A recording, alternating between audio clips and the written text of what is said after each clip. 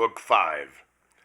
Now morn her rosy steps in the eastern clime advancing, sowed the earth with orient pearl, when Adam waked, so custom, for his sleep was airy light, from pure digestion bred and temperate vapors bland, which the only sound of leaves and fuming rills Aurora's fan lightly dispersed, and the shrill matin song of birds on every bough. So much the more his wonder was to find unawakened Eve with tresses discomposed, when glowing cheek, as through unquiet rest, he on his side leaning half raised, and with looks of cordial love hung over her enamored, and beheld beauty, which whether waking or asleep shot forth peculiar graces. Then with voice mild as when Zephyrus on Flora breathes, her hand soft touching whispered thus: Awake, my fairest, my espoused, my latest found, heaven's best gift, my ever new delight. Awake, the morning shines and the fresh field calls us. We lose the prime to mark how spring our tended flat plants, how blows the citron grove, what drops the myrrh and what the balmy reed, how nature paints her colors, how the bee sits on the bloom extracting liquid sweet. Such whispering waked her, but with startled eye on Adam, whom embracing thus she spake: O soul, in whom my thoughts find all repose, my glory, my perfection, glad I see thy face, and morn returned. For I this night, such night till this I never passed, have dreamed, not as I often want, of thee, works of days past or morrow's the next design, but of offense and trouble, which my mind never knew till this irksome night. Methought close at mine ear one called me forth to walk with gentle voice. I thought it thine. It said, Why sleep'st thou, Eve? Now is the pleasant time, the cool, the silent, save where silence yields to the night warbling bird that now awake turns sweetest his love-labored song.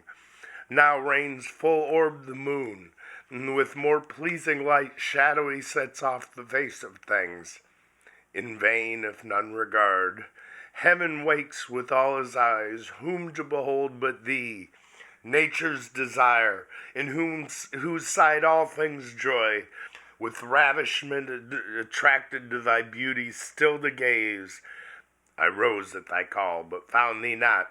To find thee I directed then my walk, and on methought alone I passed through ways that brought me on a sudden to the tree of interdicted knowledge. Fair it seemed, much fairer to my fancy than by day, and as I wondering looked, beside it stood one shaped and winged like one of those from heaven by us oft seen. His dewy locks distilled ambrosia, on that tree he also gazed. And O fair plant, said he, with fruit surcharged, deigns none to ease thy load and taste thy sweet, nor God nor man. Is knowledge so despised, or envy, or what reserves forbids to taste? Forbid who will, none shall from me withhold longer thy offered good. Why else set here? This said, he paused not, and with venturous arm he plucked, he tasted. Me damp horror chilled at such bold words vouched with a deed so bold, but he thus overjoyed, O fruit divine, sweet of thyself, but much more sweet than thus cropped, forbidden here it seems, only as fit for God, yet able to make gods of men. And why not gods of men, since good the more communicated more abundant grows, the author not impaired, but honored more? Here, happy creature, fair angelic Eve, partake thou also. Happy though thou art, happier thou mayst be, worthier thou canst not be. Taste this, and be henceforth among the gods thyself a goddess, not to earth confined, but sometimes in the air as we, sometimes ascend to heaven, by merit thine, and see what life the gods live there, and such live thou. So saying, he drew nigh, and to me held, even to my mouth, that same fruit held part of which he had plucked. The pleasant savory smell so quickened appetite that I methought could not but taste.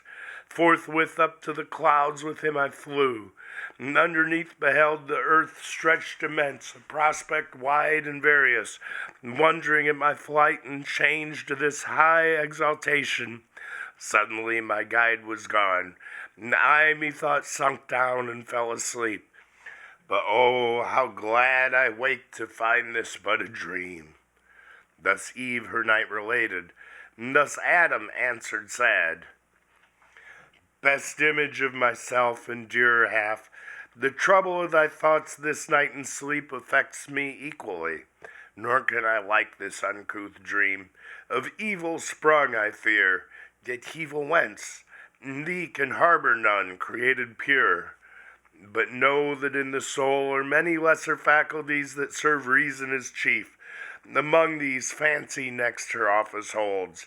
Of all external things which the five watchful senses represent, she forms imaginations, airy shapes, which reason, joining or disjoining, frames all that we affirm and what deny, and call our knowledge or opinion. Then retires into her private cell when nature rests. Oft in her absence mimic fancy wakes to imitate her, but misjoining shapes wild work produces oft, most in dreams, ill-matching words and deeds long past or late. Some such resemblances methinks I find of our late evening's talk in this thy dream, but with additions strange. Yet be not sad. Evil into the mind of God or man may come and go so unapproved, and leave no spot or blame behind. What gives me hope that what in sleep thou didst abhor to dream, waking thou wilt never consent to do. Be not disheartened then, nor cloud those looks that want to be more cheerful and serene than when fair morning first smiles on the world. And let us to our fresh employments rise among the groves, the fountains, and the flowers, that open now their choicest bosom smells, reserved from night, and kept for thee in store. So cheered he his fair spouse, and she was cheered, but silently a gentle tear let fall from either eye, and wiped them with her hair. Two precious drops that ready stood, each in their crystal sluice, he, ere they fell, kissed as the gracious signs of sweet remorse and pious awe, that feared to have offended. So all was cleared, and to the field they haste, but first from under shady arborous roof. Soon as they forth were come to open sight of dayspring, and the sun, who scarce uprisen with wheels, yet hovering over the ocean brim, shot parallel to the earth his dewy ray, discovering in wide landscape all the east of paradise and Eden's happy plains. Lowly they bowed adoring, and began their orisons, each morning duly paid in various style, for neither various style nor holy rapture wanted they to praise their Maker. In fit strains pronounced or sung unmeditated, such prompt eloquence flowed from their lips, in prose or numerous verse, more tunable than needed lute or harp to add more sweetness. And thus they began. These are thy glorious works, parent of good, almighty, thine this universal frame, this wondrous fair, thyself how wondrous then, unspeakable, who sitst above these heavens to us invisible or dimly seen in these thy lowest works, yet these declare thy goodness beyond thought and power divine. Speak ye who best can tell, ye sons of light, angels, for ye behold him, and the songs and choral symphonies day without night circle his throne rejoicing, ye in heaven. On earth join all ye creatures to extol him first, him last, him midst, and without end. Fairest of stars, last in the train of night. If better thou belong not to the dawn, sure pledge of day that crowns the morning, smiling morn with this bright circlet, praise him in thy sphere while day arises, that sweet hour of prime. Thou, Son, of this great world, thou both eye and soul, acknowledge him thy greater. Sound his praise in thy eternal course, both when thou climbst and when high noon is gained, and when thou fallst. Moon, that now meets with orient sun, now fliest, be out the fixed stars, fixed in their orb that flies, and ye 5 other wandering fires that move in mystic dance, not without song, resound his praise, who out of darkness called up light, air and ye elements, the eldest birth of nature's womb, that in quaternion run, perpetual circle, multiform, and mix and nourish all things. Let your ceaseless change vary to our great Maker's still new praise. Ye mists and exhalations that now rise from hill or steaming lake, dusty or gray, till the sun paint your fleecy skirts with gold, in honor to the world's great author rise, whether to deck with clouds the uncolored sky, or wet the thirsty earth with falling showers, rising or falling, still advance his praise. His praise, ye winds, that from 4 quarters blow, breathe soft or loud, and wave your tops, ye pines, with every plant in sign of worship wave. Fountains, and ye that warble as ye flow, melodious murmurs, warbling tune his praise. Join voices, all ye living souls, ye birds that singing up to heaven's gate ascend, bear on your wings and in your notes his praise. Ye that in waters glide, and ye that walk the earth in stately tread or lowly creep, witness if I be silent, morn or evening, to hill or valley, fountain or fresh shade, made vocal by my song, and taught his praise. Hail, universal Lord, be bounteous still to give us only good. And if the night have gathered aught of evil or concealed, disperse it, as now light dispels the dark. So prayed they innocent, and to their thoughts firm peace recovered soon, and wanted calm. On to their morning's rural work they haste, among sweet dews and flowers, where any row of fruit trees over woody reached too far their pampered boughs and needed hands to check fruitless embraces, though they led the vine to wed her elm. She spoused about him, twines her marriageable arms, and with her brings her dower the adopted clusters to adorn his barren leaves. Them thus employed beheld with pity heaven's high king, and to him called Raphael, the sociable spirit, that deigned to travel with Tobias, and secured his marriage with the 7 times wedded maid. Raphael, said he, thou hearest what stir on earth Satan from hell scaped through the darksome gulf hell hath raised in paradise, and how disturbed this night the human pair, how he designs in them at once to ruin all mankind. Go, therefore, half this day as friend with friend, converse with Adam, in what bower's shade thou find'st him from the heat of noon retired, to respite his day labor with repast or with repose. And such discourse bring on as may advise him of his happy state, happiness in his power, left free to will, left to his own free will, his will though free yet mutable. Whence warn him to beware he swerve not too secure. Tell him with all his danger, and from whom, what enemy late fallen himself from heaven is plotting now the fall of others from like state of bliss. By violence no, for that shall be withstood, but by deceit and lies. Let him this know, lest wilfully transgressing he pretend surprisal, unadmonished, unforewarned. So spake the Eternal Father, and fulfilled all justice, nor delayed the winged saint after his charge received, but from among 1,000 celestial orders Where he stood veiled with his gorgeous wings, upspringing light flew through the midst of heaven.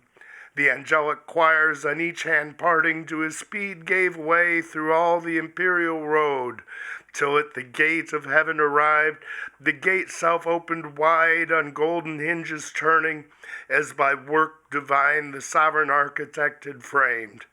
From hence no cloud or to obstruct his sight star interposed, however small he sees, not unconformed to other shining globes. Earth in the garden of God, with cedars couched above the hills.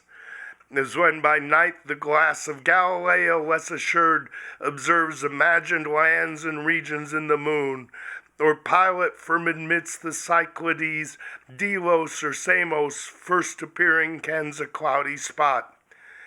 Down thither prone in flight he speeds, and through the vast ethereal sky sails between worlds and worlds, with steady wing now on the polar winds, then with quick fan winnows the buxom air, to within soar of towering eagles, to all the fowls he seems a phoenix, gazed by all, as that sole bird when to enshrine his relics in the sun's bright temples to Egyptian Thebes he flies. At once on to the eastern cliff of paradise he lights, and to his proper shape returns a seraph winged. 6 wings he wore, to shade his lineaments divine.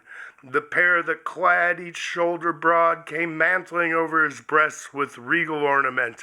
The middle pair girt like a starry zone his waist, and round skirted his loins and thighs with downy gold and color dipped in heaven.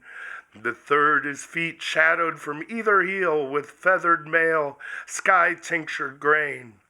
Like Maya's son he stood and shook his plumes, that heavenly fragrance filled the circuit wide. Straight knew him all the bands of angels under watch, and to his state and to his message high in honor rise, for on some message high they guessed him bound. Their glittering tents he passed, and now is come into the blissful field, through groves of myrrh and flowering odors, cassia, nard, and balm, a wilderness of sweets. For nature here wantoned as in her prime, and played at will her virgin fancies, pouring forth more sweet, wild above rule or art, enormous bliss. Him through the spicy forest onward come, Adam discerned, as in the door he sat of his cool bower, while now the mounted sun shot down but direct his fervid rays to warm earth's inmost womb. More warmth than Adam needs, and Eve within due at her hour prepared for dinner savory fruits of taste that please true appetite, not disrelished thirst of nectarous draughts between from milky stream barrier grape, to whom thus Adam called, Haste hither, Eve, and worth thy sight behold eastward among those trees what glorious shape comes this way moving. Some seems another morn risen on mid-noon. Some great behest from heaven to us perhaps he brings, and will vouchsafe this day to be our guest. But go with speed, and what thy stores contain, bring forth and pour abundance, fit to honor and receive our heavenly stranger. Well we may afford our givers their own gifts, and large bestow from large bestowed, where nature multiplies her fertile growth, and by disburdening grows more fruitful, which instructs us not to spare. To whom thus Eve, Adam, earth's hallowed mold of God-inspired, small store will serve, where store, all seasons ripe for use, hangs on the stalk, save what by frugal storing firmness gains to nourish, and superfluous moist consumes. But I will haste, and from each bough and brake, each plant and juiciest gourd will pluck such choice to entertain our angel guest, as he beholding shall confess that here on earth God hath dispensed his bounties as in heaven. So saying, with dispatchful looks in haste she turns, on hospitable thoughts intent, what choice to choose for delicacy best, what order so contrived as not to mix tastes, not well joined and elegant, but bring taste after taste upheld with kindlier change. Bestirs her then, and from each tender stalk, whatever earth all-bearing mother yields, in India, east or west, or middle shore, in Pontus or in Punic coast, or where Alcinous reigned, fruit of all kinds, in coat, rough or smooth rind, or bearded husk or shell she gathers, tribute large, and on the board heaps with unsparing hand. For drink the grape she crushes, inoffensive must, meas from many a berry, and from sweet kernels pressed she tempers dulcet creams, nor these to hold once her fit vessels pure, then strews the ground with rose and odors from the shrub unfumed. Meanwhile our primitive great sire, to meet his godlike guest, walks forth, without more train accompanied than with his own complete perfections. In himself was all his state, more solemn than the tedious pomp that waits on princes when the rich retinue long of horses led and grooms besmeared with gold dazzles the crowd and sets them all agape. Nearer his presence Adam, though not awed, yet with submissive approach and reverence meek, as to a superior nature bowing low, thus said, Native of heaven, for other place none can than heaven such glorious shape contain, since by descending from the thrones above, those happy places thou hast deigned awhile to want and honor these, vouchsafe with us two only, who yet by sovereign gift possess this spacious ground, in yon shady bower to rest, and what the garden choicest bears to sit and taste, till this meridian heat be over, and the sun more cool decline. Whom thus the angelic virtue answered mild, Adam, I therefore came, nor art thou such created or such place hast here to dwell as may not oft invite those spirits of heaven to visit thee. Lead on then where thy bower o'ershades, for these mid-hours till evening rise I have at will.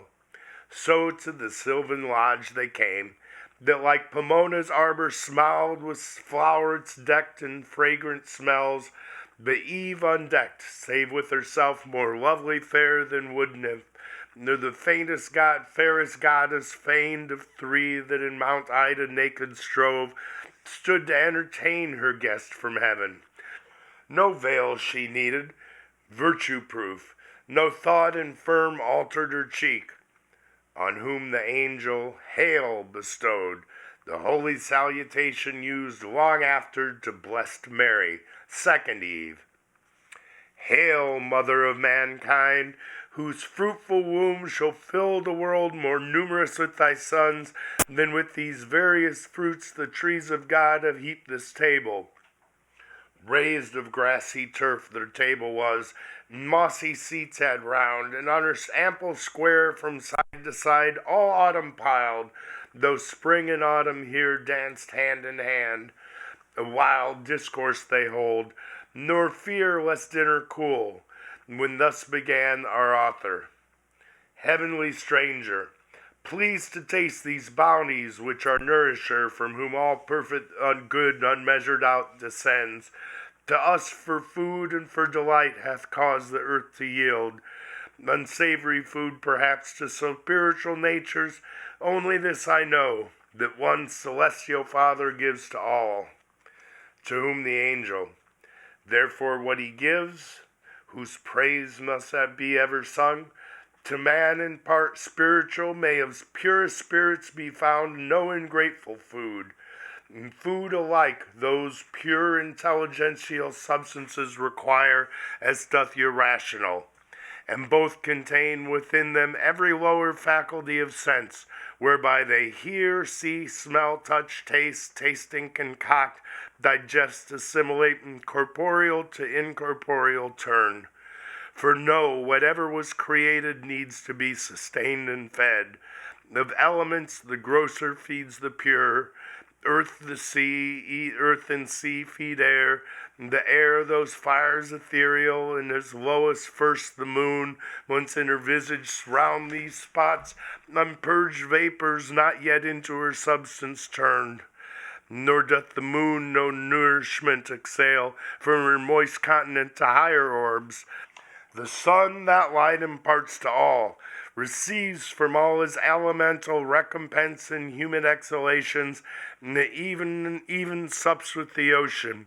Though in heaven the trees of life ambrosial fruitage bear, and vines yield nectar, though from far off the boughs each morning we brush mellifluous dews, and find the ground covered with pearly grain, yet God hath here varied his bounty so with new delights as may compare with heaven.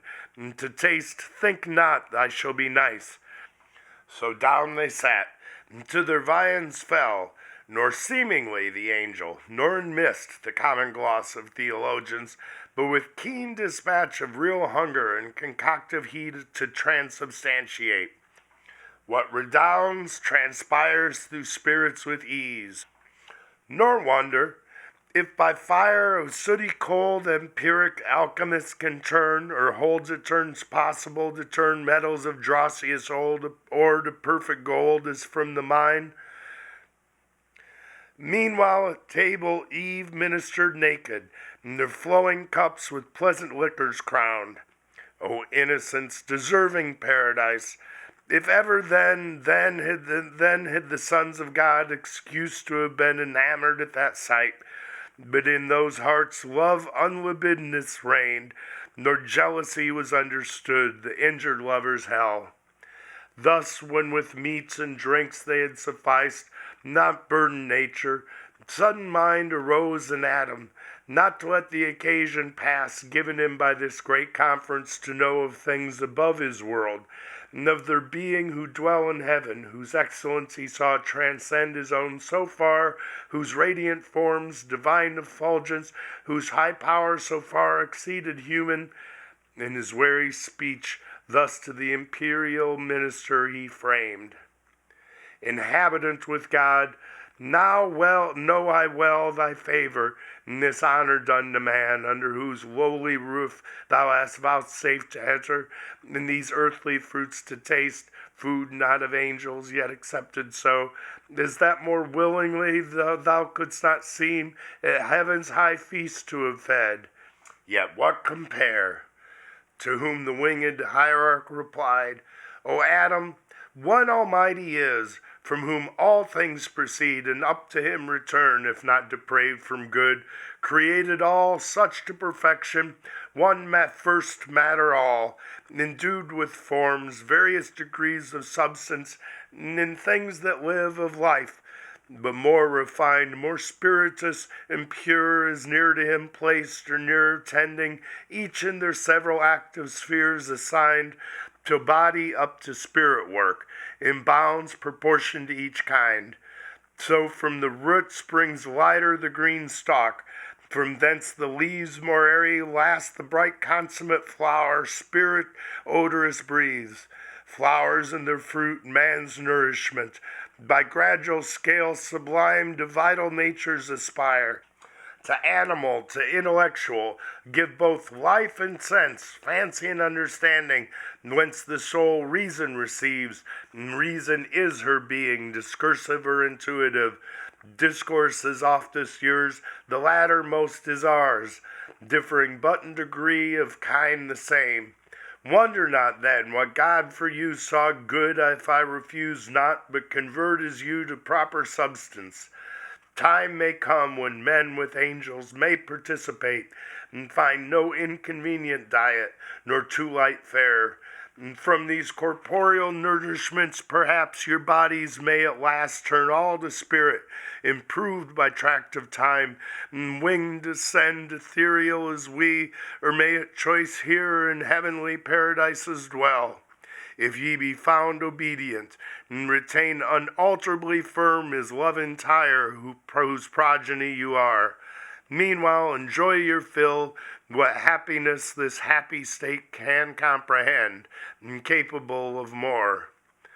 To whom the patriarch of mankind replied, O favorable spirit, propitious guest, well hast thou taught the way thou might direct thy knowledge in the scale of nature set from center to circumference, whereon in contemplation of created things by step we may ascend to God.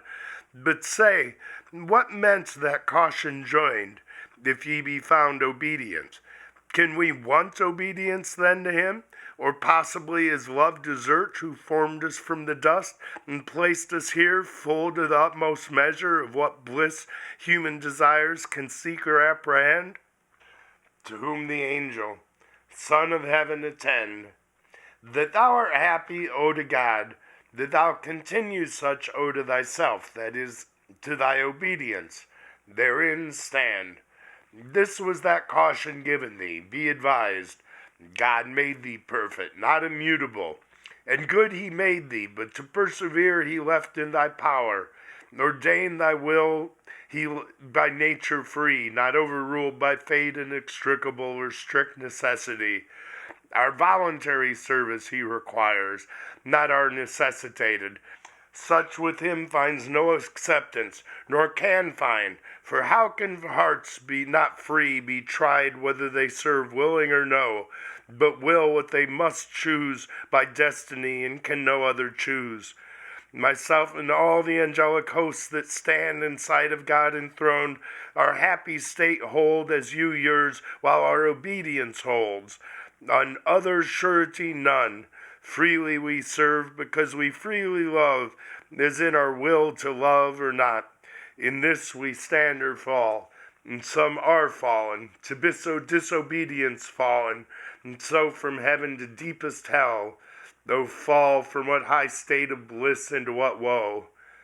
To whom our great progenitor, thy words attentive, and with more delighted ear, divine instructor, I have heard, than when cherubic songs by night from neighboring hills aerial music send.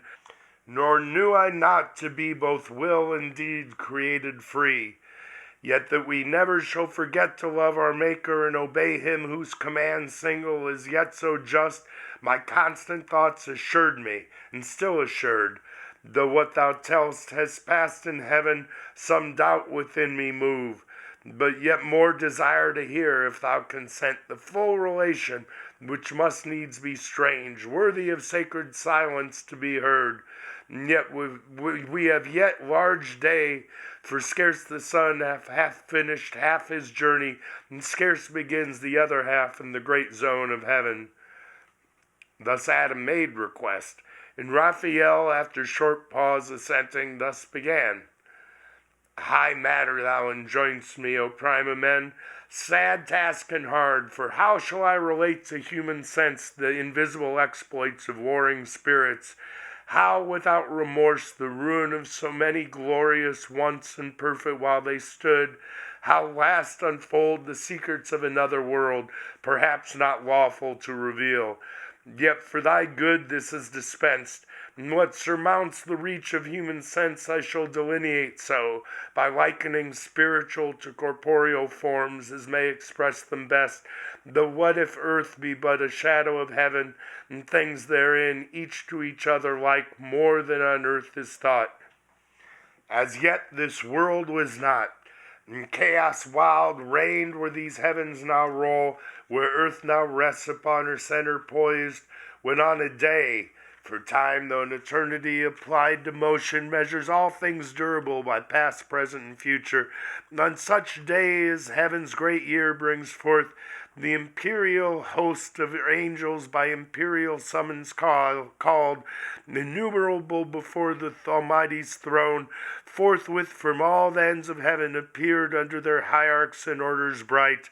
10,000 ensigns high advanced, standards and gonfalons, twixt van and rear stream in the air, and for distinction serve of hierarchies of orders and degrees, nor in their glittering tissues bear emblazoned holy memorials, acts of zeal and love recorded eminent. Thus when in orbs of circuit inexpressible they stood, orb within orb, the Father infinite, by whom in bliss embosomed sat the Son, then midst as from a flaming mount, whose top brightness had made invisible, thus spake. Hear, all ye angels, progeny of light, thrones, dominations, princedoms, virtues, powers, hear my decree, which unrevoked shall stand. This day I have begot whom I declare my only Son, and on this holy hill him have anointed, whom ye now behold at my right hand. Your head I him appoint, and by myself have sworn to him shall bow all knees in heaven, and shall confess him Lord. Under his great vicegerent reign abide, united as one individual soul, forever happy. Him who disobeys me disobeys, breaks union, and that day cast out from God in blessed vision, falls into utter darkness, deep engulfed, his place ordained without redemption, without end. So spake the Omnipotent, and with his words all seemed well pleased, all seemed, but were not all. That day, as other solemn days, they spent in song and dance about the sacred hill, mystical dance which yonder starry sphere of planets, men have fixed in all her wheels, resemblance nearest, mazes intricate, eccentric, intervolved, yet regular than most, when most irregular they seem, and in their motions harmony divine, so smooth their charming tones, that God's own ear listens delighted. Evening now approached, for we also have our evening and our morn, we ours for change delectable, not need. Forthwith from dance to sweet repast they turned desirous, all in circles as they stood. Tables are set, and on a sudden piled with angels' food, and ruby nectar flows, in diamond and pearl and massy gold, fruit of delicious vines, the growth of heaven on flowers reposed, and with fresh flowerets crowned, they eat, they drink, and in communion sweet quaff immortality and joy, secure of surfeit where full measure only bounds excess, before the all bounteous King, who showered with copious hands, rejoicing in their joy. Now when ambrosial night with clouds exhaled from the high mounts of God, whence light and shade spring both, the face of brightest heaven had changed to grateful twilight, for night comes not there in darker veil, and roseate dews disposed all but the unsleeping eyes of God to rest, wide over all the plain, and wider far than all this globous earth and plain outspread.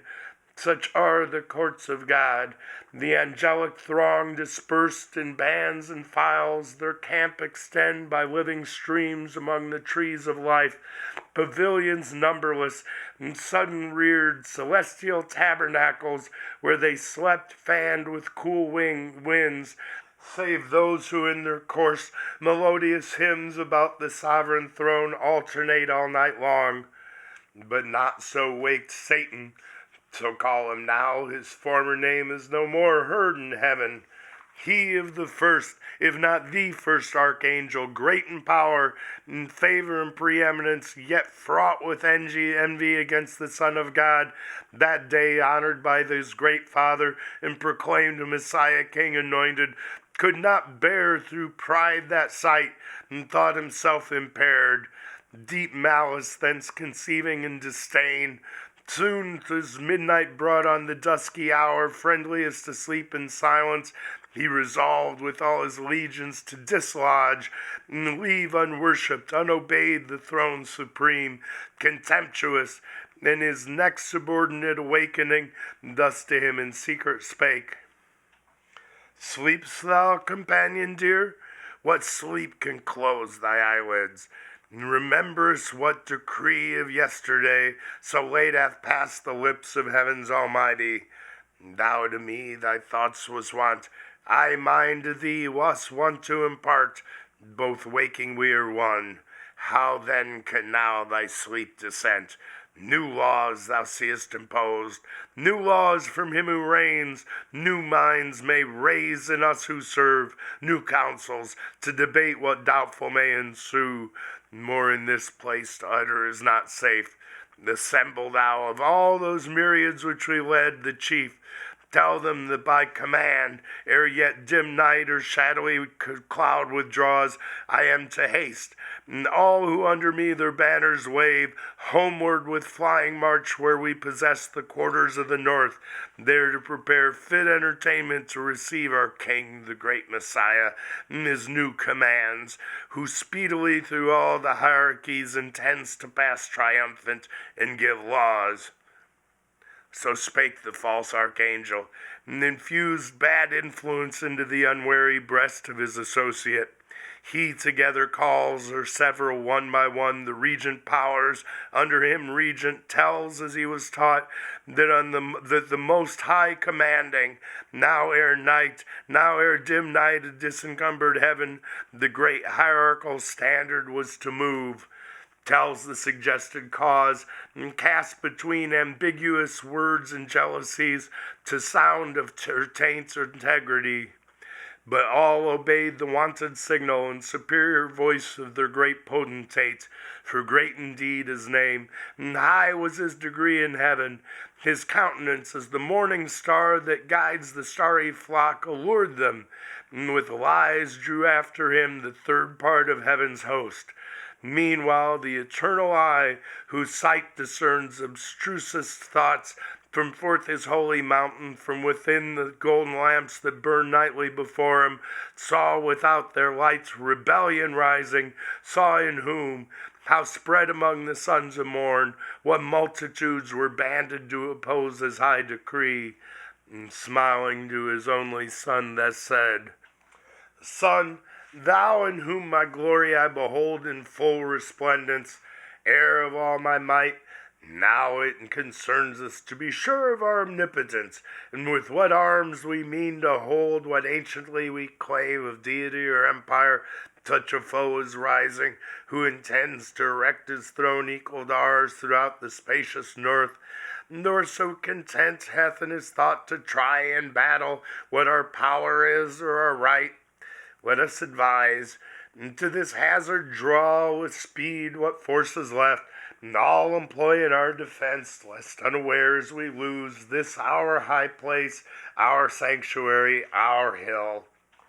To whom the sun with calm aspect and clear, lightning divine, ineffable, serene, made answer, Mighty Father, thou thy foes justly asked in derision, and secure laugh at their vain designs and tumults vain, matter to me of glory, whom their hate illustrates, when they see all regal power given me to quell their pride, and in event know whether I be dexterous to subdue thy rebels, there be found the worst in heaven. So spake the Son. But Satan with his powers far was advanced on winged speed, and host innumerable as the stars of night, their stars of morning, dewdrops, which the sun impearls on every leaf and every flower. The regions they passed, the mighty regencies of seraphim and potentates and thrones in their triple degrees, regions to which all dominion, Adam, is no more than what this garden is to all the earth and all the sea, from whose entire globos stretched into longitude, which having passed at length into the limits of the north they came, and Satan to his royal seat, high on a hill, far blazing as a mount raised on a mount, with pyramids and towers, from diamond quarries hewn, and rocks of gold, the palace of great Lucifer, so call that structure in the dialect of men interpreted, which not long after he effected with all equality with God, in imitation of that mount whereon Messiah was declared in sight of heaven, the mountain of the congregation called. For thither he assembled all his train, pretending so commanded to consult about the great reception of their king, thither to come, and with calumnious art of counterfeited truth thus held their ears. thrones, dominations, princedoms, virtues, powers, if these magnificent titles yet remain not merely titular, since by decree another hath now to himself engrossed all power, and us eclipsed under the name of King Anointed, for whom all this haste of midnight march and hurried meeting here, this only to consult how we may best with what may be devised of honors new, receive him coming to receive from us knee tribute, yet unpaid, prostration vile, too much to one, but double how endured, to one and to his image now proclaimed. But what, if better counsels might direct our minds, and teach us to cast off this yoke? Will ye submit your necks, and choose to bend the supple knee? Ye will not, if I trust to know ye right. Or if ye know yourselves natives and sons of heaven, possessed before by none, or if not equal all, yet free, equally free. For orders and degrees jar not with liberty, but well consist. Who can in reason then or right assume monarchy over such as live by right his equals, if in power and splendor less, in freedom equal? Or can induce law and edict on us, who without law err not, much less for this to be our Lord, and look for adoration to the abuse of those imperial titles which assert our being ordained to govern, not to serve? Thus far his bold discourse without control had audience, when among the seraphim Abdiel, than whom none with more zeal adored the deity, and divine commands obeyed, stood up, and in a flame of zeal severe the current of his fury thus opposed. O argument blasphemous, false and proud, words which no ear ever to hear in heaven expected, least of all from thee, ingrate, and place thyself so high above thy peers. Canst thou with impious obloquy condemn the just decree of God, pronounced and sworn, that to his only Son, by right endued with regal scepter, every soul in heaven shall bend the knee, and that in honor due confess him rightful King? Unjust, thou sayest, flatly unjust, to bind with laws the free, and equal over equals to let reign, one over all with unsucceeded power? Shalt thou give law to God? Shalt thou dispute with him the points of liberty, who made thee what thou art, and formed the powers of heaven such as he pleased, and subscribed their being? Yet by experience taught we know how good, and of our good, and of our dignity how provident he is, how far from thought to make us less, bent rather to exalt our happy state under one head more near united. But to grant it thee unjust, that equal over equals monarch reign, thyself, though great and glorious, dost thou count, though all angelic nature joined in one, equal to him begotten Son, by whom as by his word the mighty Father made all things, even thee, and all the spirits of heaven by him created in their bright degrees, crowned them with glory, and to their glory named thrones, dominations, princedoms, virtues, powers, the essential powers, nor by his reign obscured, but more illustrious made, since he the head, one of our number, thus reduced becomes, his laws our laws, all honor to him done returns our own. Cease then this impious rage, and tempt not these, but hasten to appease the incensed Father and the incensed Son, while pardon may be found in time besought. So spake the fervent angel, but his zeal none seconded, is out of season judged, or singular and rash, whereat rejoiced the apostate, and more haughty thus replied, that we were formed then, sayest thou, in the work of secondary hands, by task transferred from father to his son? Strange point and new, doctrine which we would know whence learned. Who saw when this creation was? Rememberest thou thy making, while the Maker gave thee being? We know no time when we were not as now, no none before us, self-begot, self-raised by our own quickening power, when fatal course hath circled his full orb, the birth mature of this our native heaven, ethereal sons. Our puissance is our own right hand shall teach us highest deeds, by proof to try who is our equal. Then thou shalt behold whether by supplication we intend address to begirt the almighty throne, beseeching or besieging. This report, these tidings carry to the anointed king, and fly ere evil intercept thy flight. He said, and as the sound of waters deep, hoarse murmured, echoed to his words applause through the infinite host, nor less for that the flaming seraph fearless, though alone encompassed round with foes, thus answered bold. O alienate from God, thou spirit accursed, forsaken of all good, I see thy fall determined, and thy hapless crew involved in this perfidious fraud, contagion spread both of thy crime and punishment. Henceforth no more be troubled how to quit the yoke of God's Messiah. These indulgent laws will not now be vouchsafed. Other decrees against thee are gone forth without recall. That golden scepter which thou didst reject is now an iron rod to bruise and break thy disobedience. Well thou didst advise, yet not for thy advice or threats I fly these wicked tents devoted, lest the wrath impendent, raging into sudden flames, distinguish not. For soon expect to feel his thunder on thy head, devouring fire. Then who created thee, lamenting learn. Who can uncreate thee, thou shalt know.